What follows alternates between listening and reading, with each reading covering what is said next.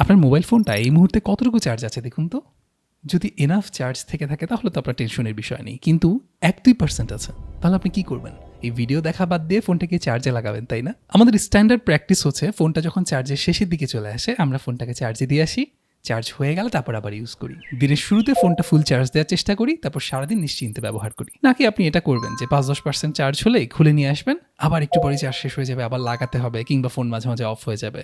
এটা নিশ্চয়ই কোনো এফিশিয়েন্ট ওয়ে না, কিন্তু এই ওয়েতেই আমরা কাজ করি আমাদের নিজেদের বডি এবং মাইন্ডের বেলায়।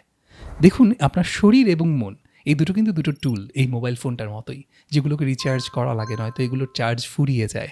আমরা এটা খেয়াল করি না, আমরা সবসময় ওই 5-10% চার্জ দিয়ে কোনোভাবে টিকিয়ে রাখার চেষ্টা করি, কিন্তু নিজেদের বডি এবং মাইন্ডকে যে রিচার্জ করার জন্য এনাফ সময় দেওয়া প্রয়োজন সেটা নিয়ে আমাদের চিন্তা কাজ করে না। বডি আর মাইন্ডকে যদি আপনি কন্টিনিউয়াসলি রিচার্জ রাখতে চান তাহলে 3টা ব্যাপার আপনার মনে রাখতেই হবে, বা 3টার দিকে খেয়াল রাখতেই হবে। 1 নাম্বার হচ্ছে আপনার স্লিপ, কখন ঘুমাচ্ছেন, কীভাবে ঘুমাচ্ছেন, কোয়ালিটি কেমন হচ্ছে, কতটুকু ঘুমাচ্ছেন। 2 নাম্বার হচ্ছে ডায়েট, আপনি কি খাচ্ছেন, ন্যাচারাল ডায়েট খাচ্ছেন নাকি জাঙ্ক ফুড খাচ্ছেন। অ্যান্ড থার্ডলি এক্সারসাইজ, কতটুকু মুভ করছেন, ওয়ার্কআউট করছেন কিনা। এই 3টা বেসিক ব্যাপার যদি অ্যাটলিস্ট আপনি ঠিকঠাক রাখেন তাহলে আপনার বডি এবং মাইন্ড প্রতিদিন রিচার্জ থাকবে, এবং রিচার্জ করে নিয়ে আপনি যখন কাজে নামবেন তখন নিশ্চিন্তে আপনার যে কাজ করার কথা সেটা প্রপারলি করতে পারবেন ইনশাআল্লাহ।